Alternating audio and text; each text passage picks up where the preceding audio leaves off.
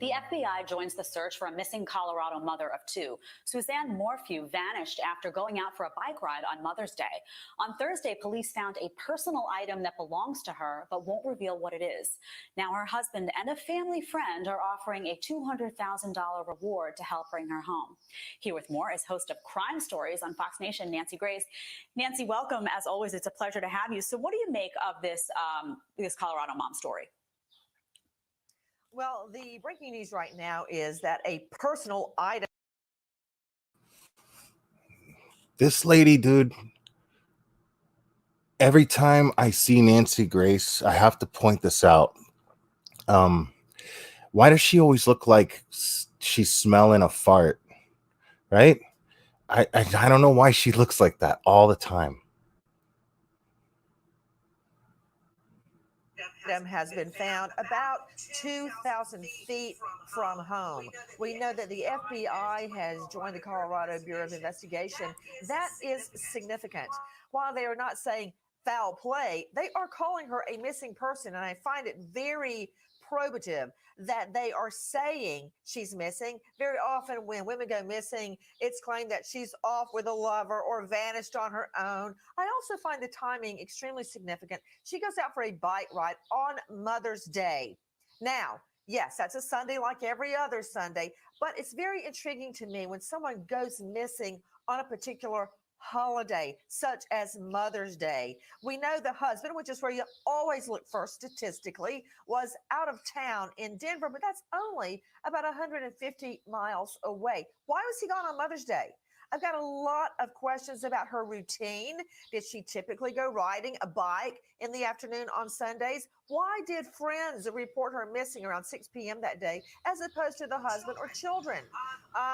Where was her bike found in location to the personal item?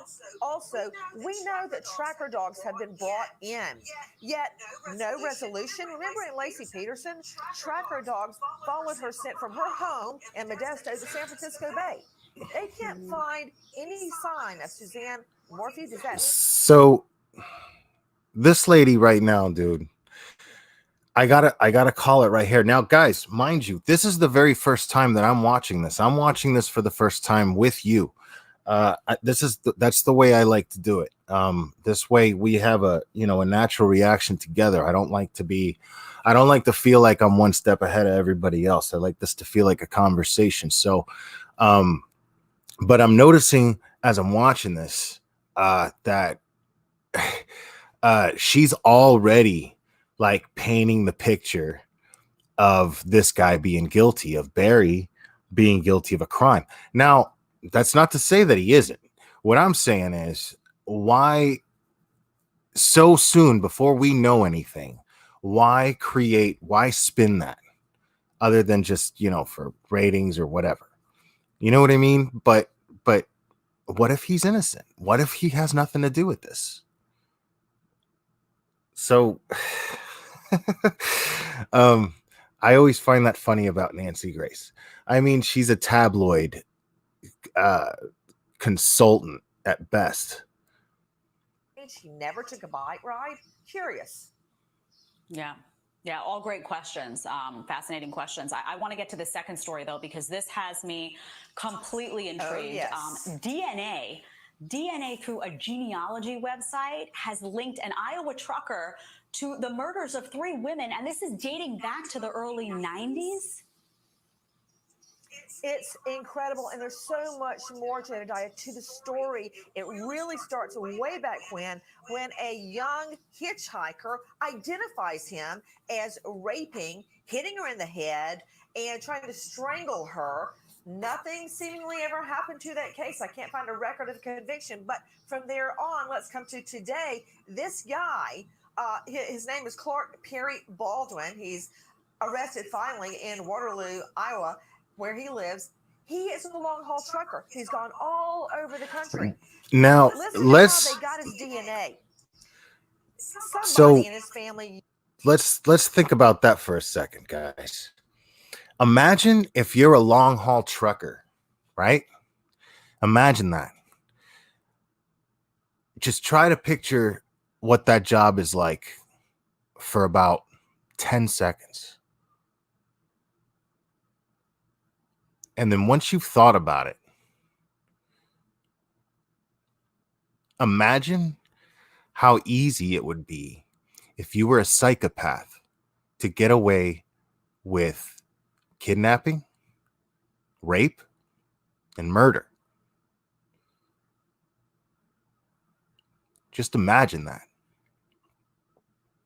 So how many missing women out there, and a long haul trucker he's got the means. He's already on the road. He's got a reason for being on the road, right? That's a scary, scary thought. Imagine, I mean, whenever you're on the highway, I can't even visualize how many in a number, how many big trucks, semi trucks I see when I'm on the highway, right? Can you imagine how many of a percentage of these people are psychopaths? That's a scary fucking thought, man. That is a scary, scary thought.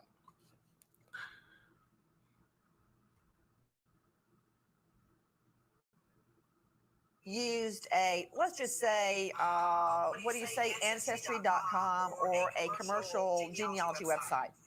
And like in Golden State Killer, semen was found on some of these dead bodies, cold cases, and it kind of matched up to a relative.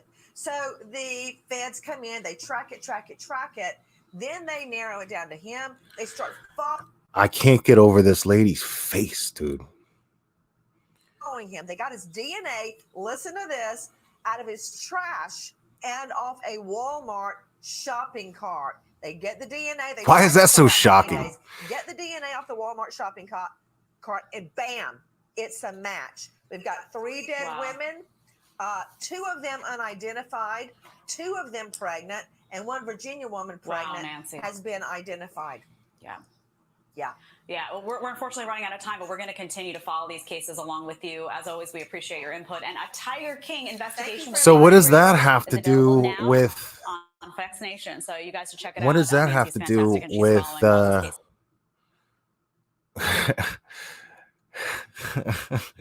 I mean, that kind of went to another place there. I want to know what that had to do with Suzanne Morphew and her case. Like, they really, it's like they clickbaited us, right?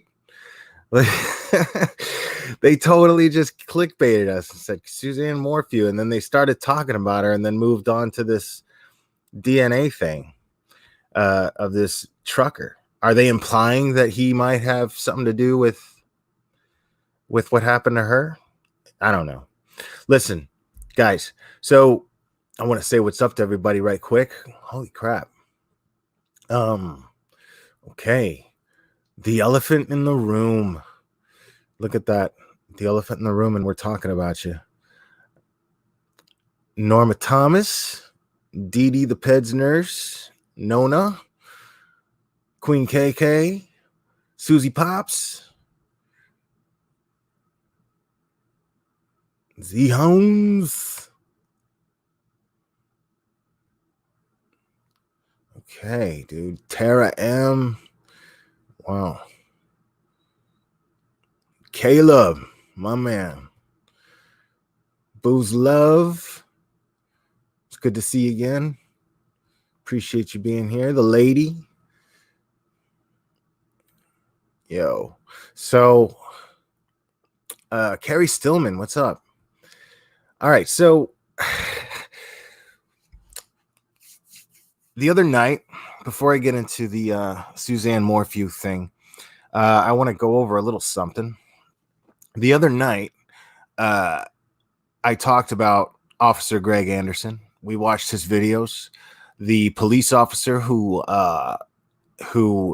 spoke out in which I thought was a very, very, very inspiring thing for him to do, and speak out against police officers. Hey, sweet crazy, police officers arresting people even if they have orders to, but arresting people for basically trying to express their freedom of their right to work, their right to live their lives, and encouraging or discouraging officers from going through with orders that would violate these people's American rights.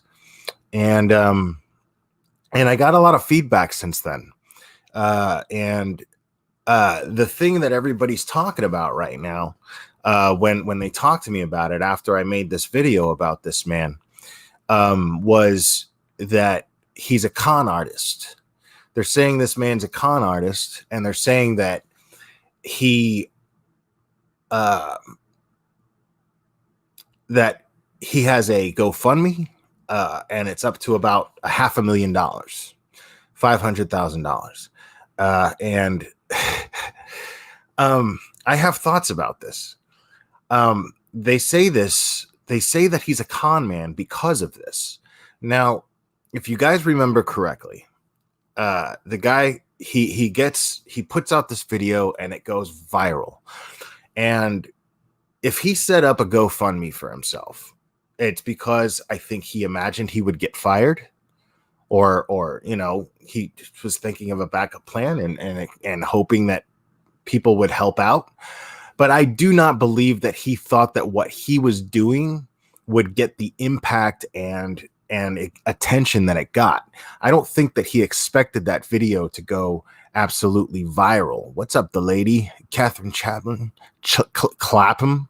Sorry about that. Mignon, how we doing? So I don't think that he expected it to get to that point. I think he put out a GoFundMe because he thought he was going to probably lose his job for putting out that video, which is a smart move, in my opinion. But I don't think this makes him a con man. And I don't think this makes him a con man because, like I said, on top of not expecting it to go as far as it did and get as big as it did, this is why.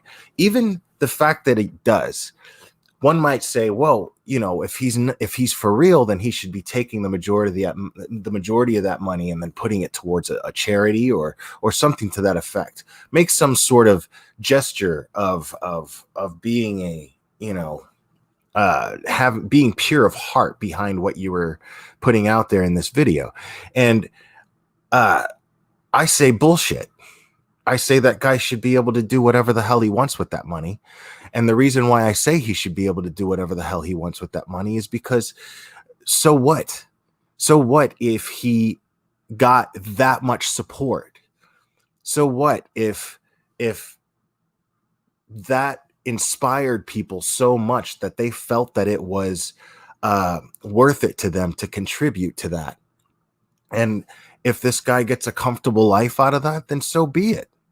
I think he's earned it, honestly, because he said something that I think most police officers were afraid to say. And after he put that out there, other police officers started putting out videos too. So he started something. And there's a whole lot of people out there, myself included, who value our freedoms that come with being an American. And to hear somebody say that it's a police officer's civic duty to defend those rights rather than punish someone for them, I think that's extremely commendable. Because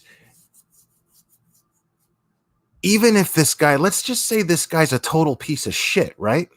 Let's just say, for the sake of argument, that Greg Anderson is a complete and totally corrupt shitbag, right?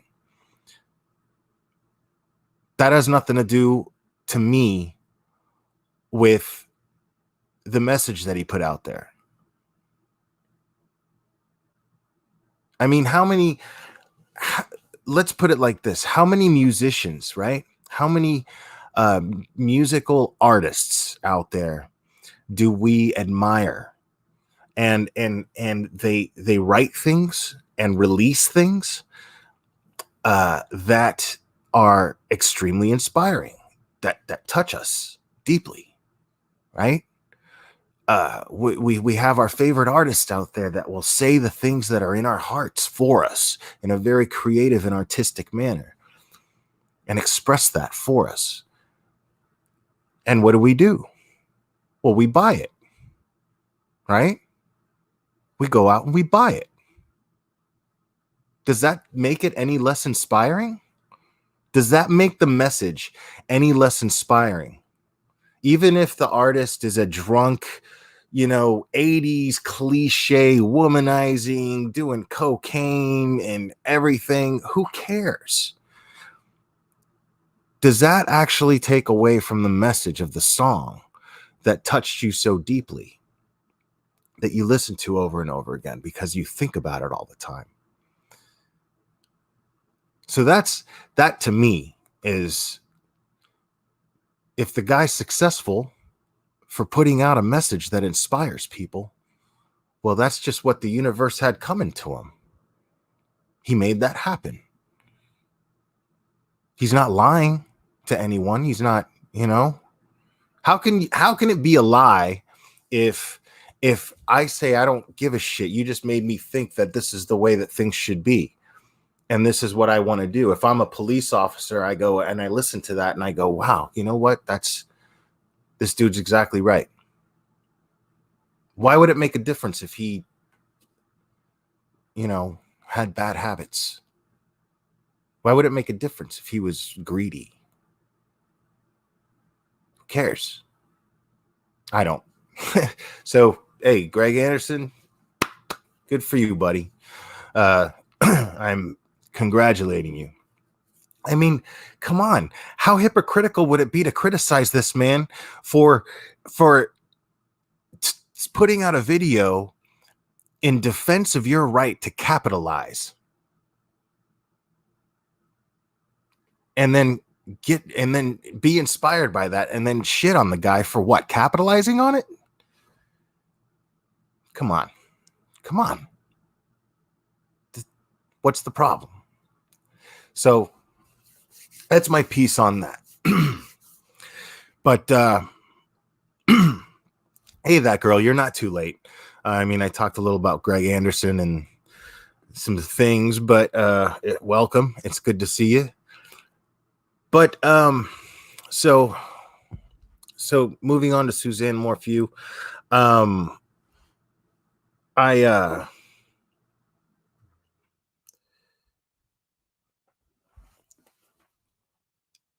So there's been some developments, and since the last time I talked about this, and apparently they have the house blocked off. Nobody can get in it. The family is moved out of there, or at least temporarily. And there was a search warrant that is sealed for the house. And that leads me to question, well, why would they need a warrant? And I don't know. Maybe I'm overlooking something. I'm not a lawyer. I don't know. I don't know a lot about the law, but why would they need a warrant? If Barry is cooperating, why would they need a warrant? And we do know also that Barry has lawyered up. And people wonder about that. People ask, well, why lawyer up if you're not guilty? Man, I'm going to tell you right now, I am of the opinion that if you have the means for a lawyer and you are in a situation like that, you lawyer up. You just do. You just cover yourself. I mean, that's just it. Because if you're innocent, the things that you say and the way that you react to saying them, that can put an opinion in a detective's mind, or in a few. And it's just, if you have the right to a lawyer and then you have the means to get one, I think it's absolutely foolish to not do so, no matter what. So I'm definitely not criticizing Barry Morphew for lawyering up at all. I mean, from what we know about the guy so far, he is well off, and so why not? So I'm not looking at, I'm not seeing any guilt from that, but we've got the guy who put up $100,000, and then an anonymous friend of the family put up another $100,000 to match it. And like Nancy was saying, that he was only 150 miles away. He was supposedly out of town, but he was only 150 miles away. But I mean, 150 miles away is, that's at least a couple hours, right? It's at least a couple hours. So is it possible? Sure. Is it likely? I'm not ready to go there yet. Just not ready to go there yet. But but what does concern me is, but I mean, maybe that's part of having a lawyer. Maybe the lawyer was like, get a warrant for the house. Maybe they have absolutely nothing. He has nothing to hide, but the lawyer's advice was probably, instead of just giving him permission, but I don't see why he would do that. I mean, if my wife is missing, and I'm going to say what's on everybody's mind right now. If my wife is missing, I'm going to cooperate with anything that the police want me to do, that they think will be helpful to their investigation in finding my wife and bringing her home safely. So, I do find that a little odd. I'm not going to be dishonest about that. I just don't see, I can't imagine a scenario where Barry would, Barry's lawyer would say, hey, make him get a warrant. Don't make it easy for him. That's kind of crazy to me. But, we still don't know what the personal item was that belonged to Suzanne. And now, even the sheriff, before I get into that, going back into the house, the sheriff basically said, the Morphew residence is just one of many areas of focus as part of this open investigation at this time. So, that's a standard answer. And one way to look at it. The other way to look at it is he means exactly what he says there. That it's just part of the investigation. It's just a thorough thing to do here. But hold on, let me see what it says. Mignon is saying the Chaffee County Sheriff's Office asks that any person or persons, yes, this is the number, the tip line, guys. So anybody, if you happen to be one of the few people listening to this and know anything about this case, please call that number, and only with reliable information, things that would be helpful to the location of Suzanne. So, and let's see, what is his phone and vehicle GPS will tell a lot about his whereabouts before and during her disappearance. Absolutely.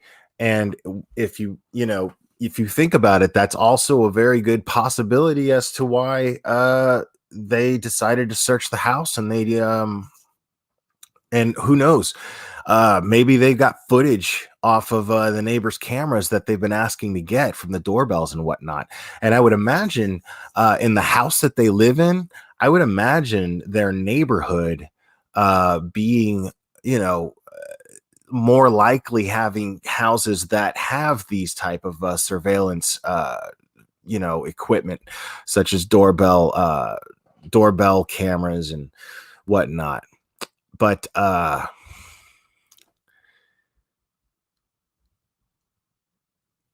let's see. Yeah, it's yeah, it's late. See, I'm back to work and I'm back at my regular hours. So, for a lot of you that have been with this channel for a while, you guys know I've been, I used to go on pretty late for the most part. I just had the luxury during the quarantine to be able to go on earlier. So I do appreciate you guys for being here this late. Yeah, Caleb, the Australian is the one who gives us the local tip line. So, but yeah, that's the thing about this case. This case, as far as Suzanne goes, and the type of person that I'm getting the impression that she is, she's very reminiscent to me of Missy Beavers, and I was really into that case. She was, they seem to have very similar personalities as far as on the surface goes, as far as not knowing them intimately. And honestly, I don't know anything about them other than that, other than she's a very active person. Um, and you know but she has that. When you look at Missy Beaver's pictures and you look at Suzanne's pictures, they both have the same kind of glow about them.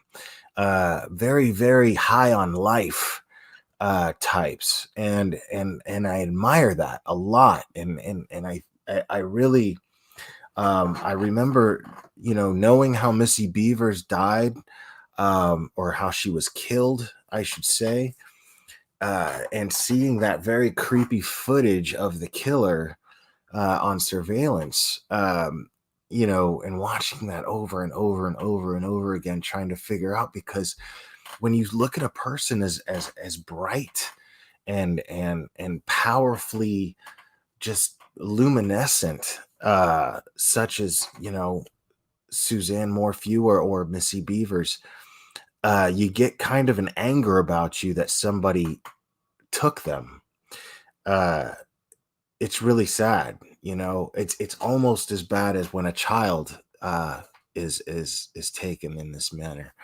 Um, it's just really sad, because you can tell that they're the type of personalities that really inspired people. Because Missy Beavers was like a group fitness instructor, and she was really into it. And I work in a fitness club, as most of you know, and the group fitness instructors are very uh they have an attitude about them. Think about that. I mean, when you're doing everything that you take an hour class to do, and then you are just spent at the end of it, these group fitness instructors are leading you in these moves in each of those hours, but they're doing it like 5 times a day. And it takes it's more than just being uh physically toned and just in shape to pull that off, but it's a mental thing. It's an attitude thing. It's I love doing this, and nothing's ever going to stop me from doing it except me. It's that kind of drive and attitude. And I really got that vibe from looking at the pictures of Suzanne Morphew. And when like I said, when I picture her going on this bike ride, um, I picture her, honestly. It's not a far-fetched thing for me to think that she left her phone behind on purpose. I'm not saying that's what happened. I'm just saying, to me, it's not a suspicious thing. It's not hard to believe. I can imagine that taking a bike ride through an area like that in Colorado and wanting to actually hear your environment as you're experiencing that, I think that makes a lot of sense as to why someone would do that. So, I could see taking the phone in case of an emergency for sure.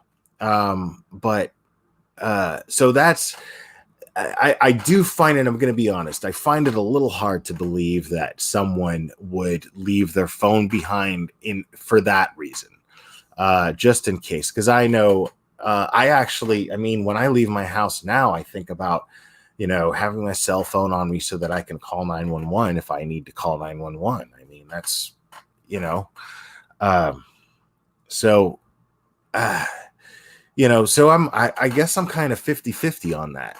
I guess I'm kind of 50-50 on the phone. But still so far, there's a slight shift, and I can't put that better. Like, as far as my opinion of Barry so far, there's merely a very slight shift in the decline. There's a slight shift to it, only because of the search warrant on the house. So I find that odd that they needed a warrant for the house. I have to say. But again, guys, we don't have all the details on this case. Colorado, if the CBI has learned anything from all of these cases behind this one,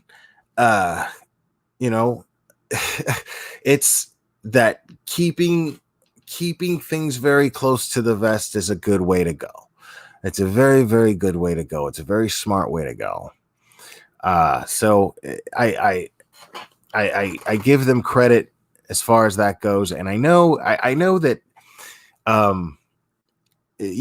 we get frustrated. It's like I was watching Duty Ron earlier today, and I didn't get to stay in the chat long because I was at work, but he made a really good point when he was talking about this. And he was saying, we really want to know so bad. It's human nature that we want to know so bad what's going on.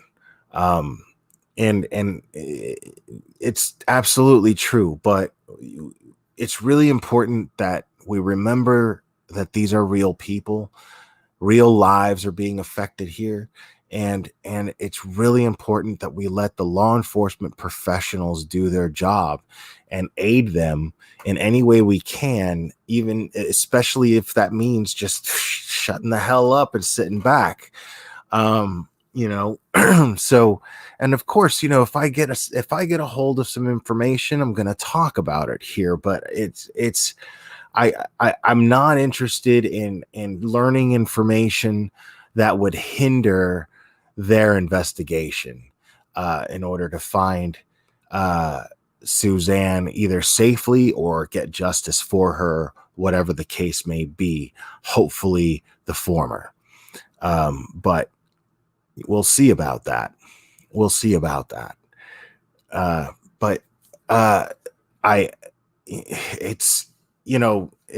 getting to be a regular thing around here, right? It's getting to be a regular thing here in the YouTube world and in the true crime Facebook groups. CBI is a word we've been hearing for, going on 2 years. Come August, it's CBI is something we've been hearing, man. And it's getting kind of crazy. I'm gonna go over chat a little bit here, guys. Let's see. I don't have that detail yet either. Caleb's saying, did the neighbor actually see her leave on the bike for a ride, or was she just told? What I do know is that the way that I heard it is the two daughters they live in another state. They couldn't get a hold of their mom for an extended period of time, and then called the neighbor and asked the neighbor to call the police and report her missing. Now the details of that we still don't know. We don't really know. I mean, it's the word is that she left on a bike ride, but they're asking for surveillance footage from the neighbors from the 8th. She supposedly went missing on the 10th. So they're asking for footage from the 8th, but that could actually mean that they are simply looking for clues such as inconspicuous or conspicuous vehicles in the area following her, maybe, or just, anything. So it doesn't necessarily mean that they're not telling us something that she went missing on the 8th or whatever. The word that I'm aware of that I keep hearing is that she actually left on the bike ride, but I don't know if anyone saw her leave on the bike ride. I first heard that the neighbor saw her, but I don't know if that's absolutely true. I cannot confirm that for a fact.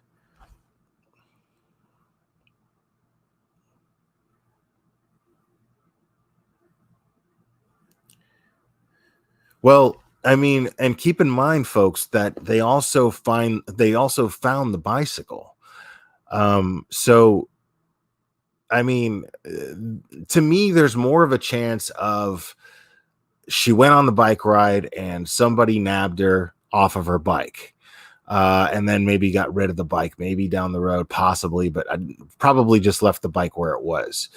There's more of a chance of that being the case to me rather than someone planted the bike there and she went missing from the house.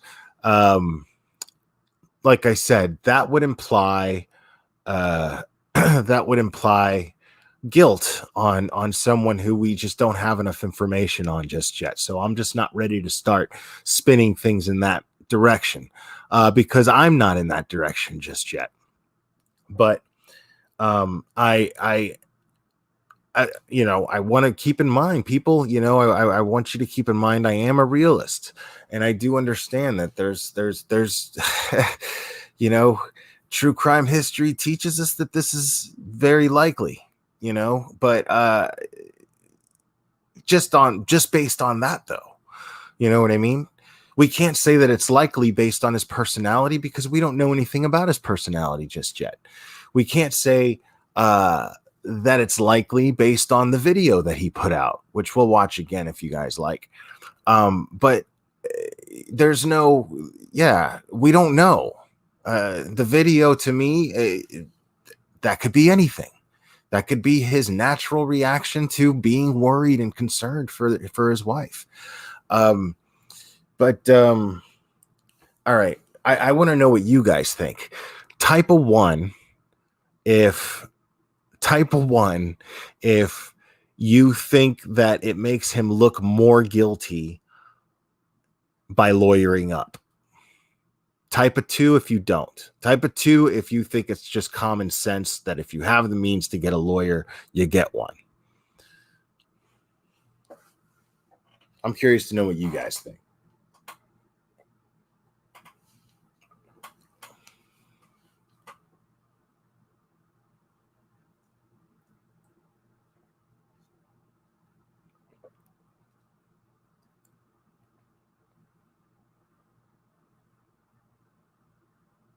Okay, I'm seeing some 2s. Wow. I don't see a 1 yet. Right. See, I'm of the same opinion, guys. I'm not telling you shit unless my lawyer tells me to tell you. But you better believe that if my wife's missing, chances are I'm probably arguing with my lawyer if he's telling me to do anything other than cooperate. Because I want to find my wife, I'm scared shitless and I want to know where my wife is. So I'm probably arguing with the lawyer, but you better believe that I'm doing whatever the lawyer tells me to do.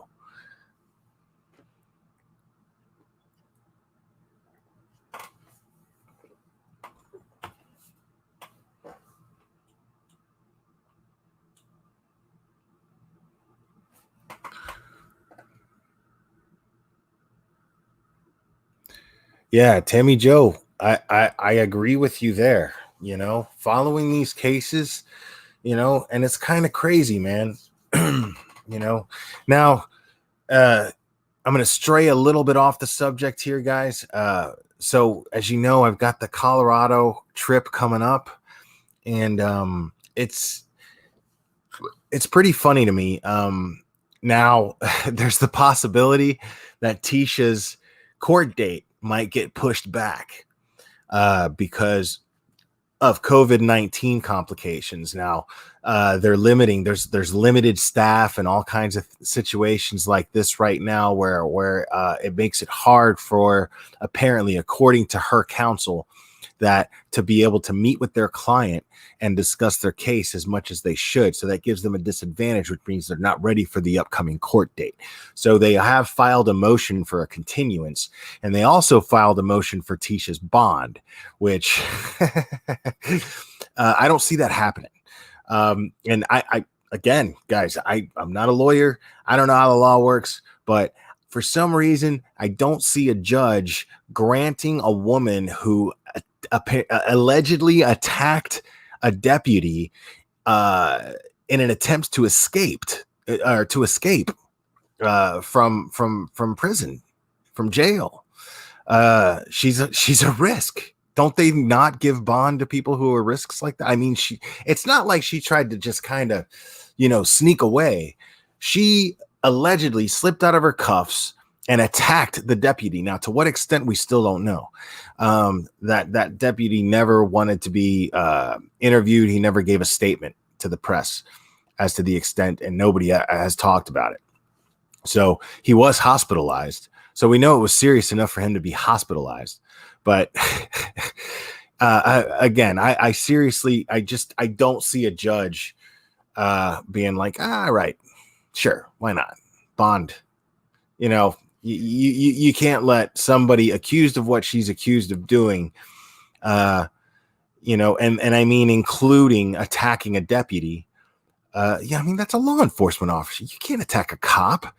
You know what I'm saying? That's assault on a cop in an attempt to escape. They're not going to give her bond. That's crazy. That's insane. I can't imagine a judge doing that. But then again, they might have a reason that I would hear and go, oh, all right. But I got to tell you, man, I don't see that happening. I don't visualize that happening at all.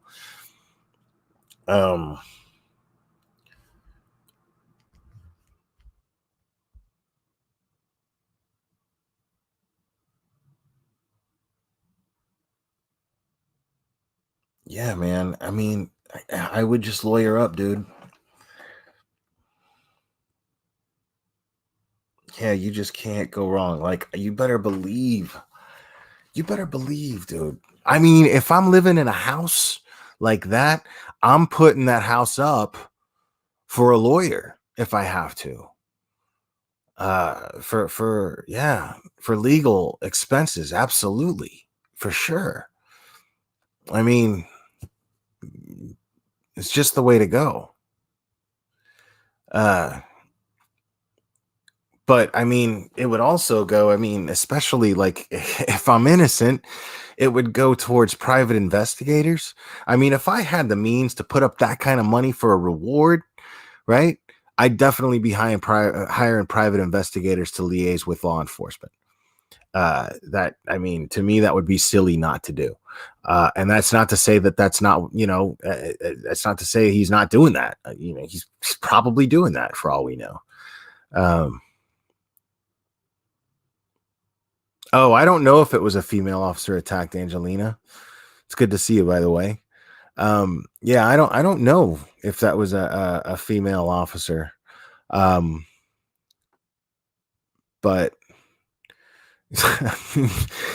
regardless, man, like you don't give somebody like that an opportunity to skip out. I mean, that's foolish. No, you don't do that. No way. Think about that. I can't see a judge making that decision and feeling like it's sound.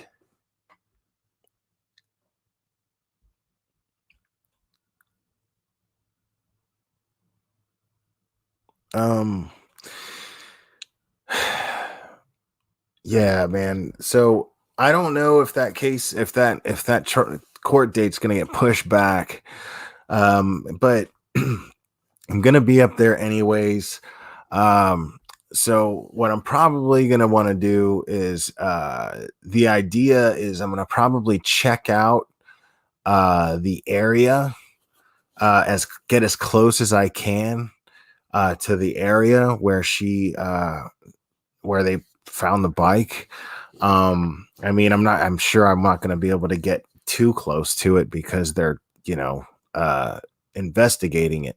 And I definitely don't want to get anywhere near it where I could damage anything, or interfere with anything, obviously. But I want to be able to at least, give you guys an opportunity to get an idea, of uh, what it looks like out there. If I have the beans to be there, I want to at least catch some footage of it. Um, so I'm at least gonna do that stuff, and we'll see. We'll see what happens. Hopefully, the judge denies the motion, and court will go on. And even honestly, even when that happens, I still don't know what the hell I'm gonna do when I'm up there. I'm just I'm gonna kind of wing it and figure it out, and take care of what I can take care of, cover what I can cover. But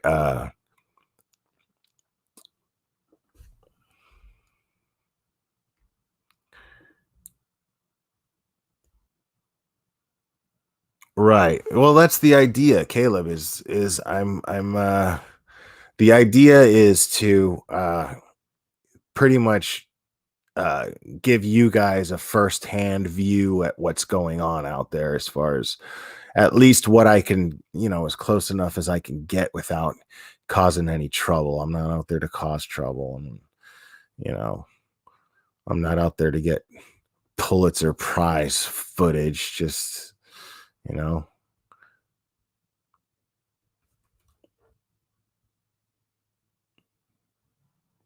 um,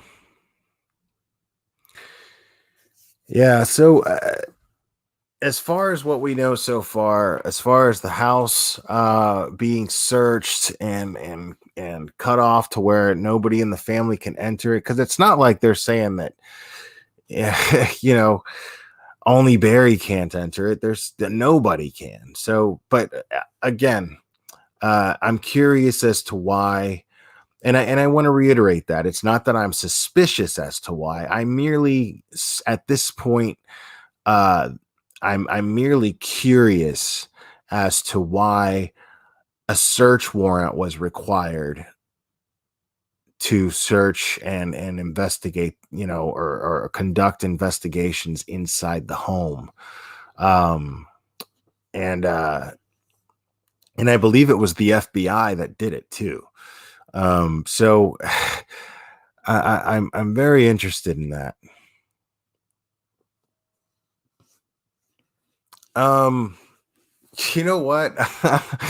As sick as sick of it as I am, as the Chris Watts case, and I honestly don't give a shit anything about it. But if I'm gonna be in that area, I'm probably gonna pass by and check it out, see it with my own eyes. I'm not gonna lie, I'm curious about it. I talked enough about it.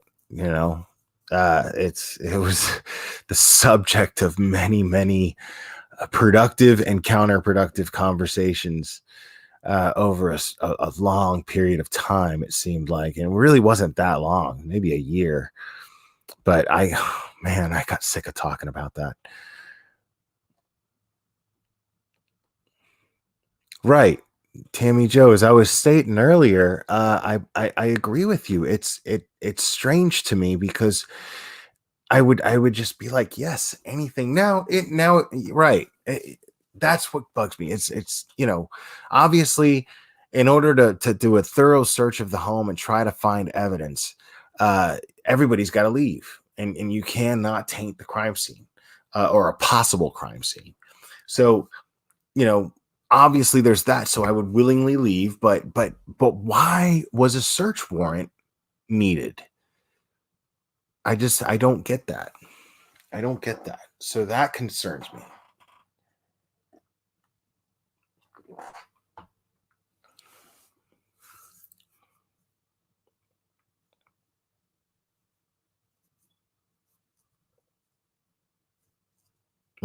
Norma Thomas. Uh, okay, maybe. I mean, I don't know. No promises though. Um,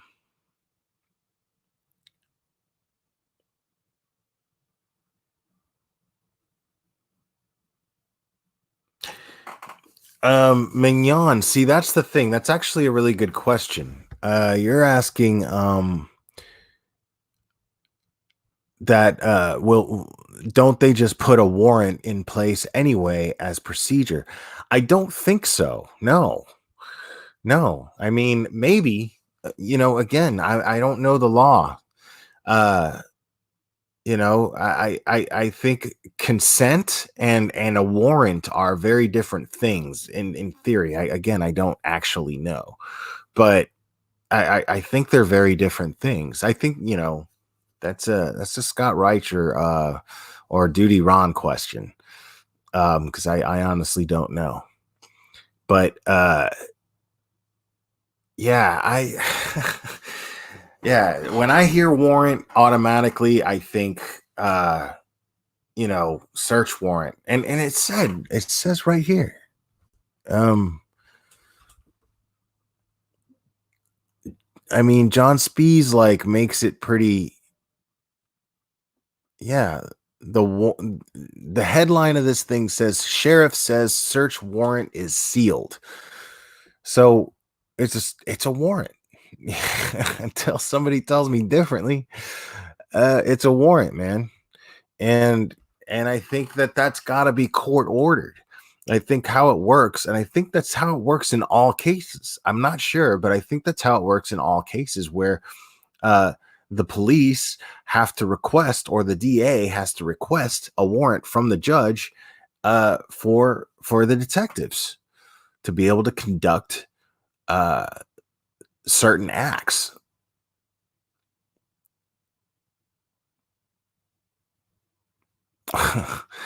um, but yeah, it just doesn't come to mind when I think, of yeah, think about it. Whenever you watch a cop TV show, they go, are you going to give us consent to get your DNA, or are we going to have to get a warrant? Because I can go get a warrant and I'll take me about 5 minutes. Right. So it's always the alternative of consent. So yeah, to me, I think I, I, but the sheriff did say that he was being cooperative so far when he gave that press conference, but maybe once he lawyered up, he stopped being cooperative. So, but again, why would you stop being cooperative if you're innocent? Why would you stop being cooperative if your wife is missing and you can help somehow and you can contribute somehow to her whereabouts? So, I don't know, man. I don't know.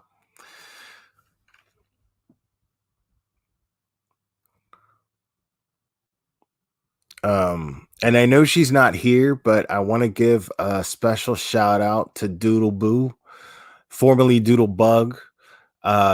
She is the dopest mod that anybody could have.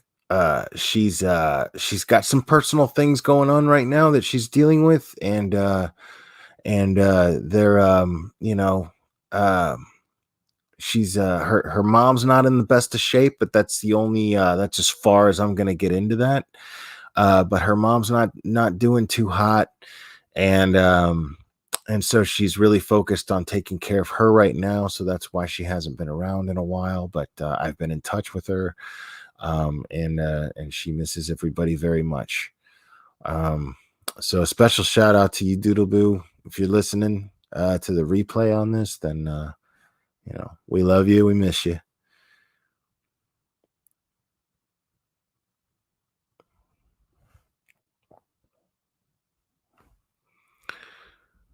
Well, guys, we're gonna as this develops. I mean, obviously, as this develops, I'm gonna keep you guys posted as much as I possibly can.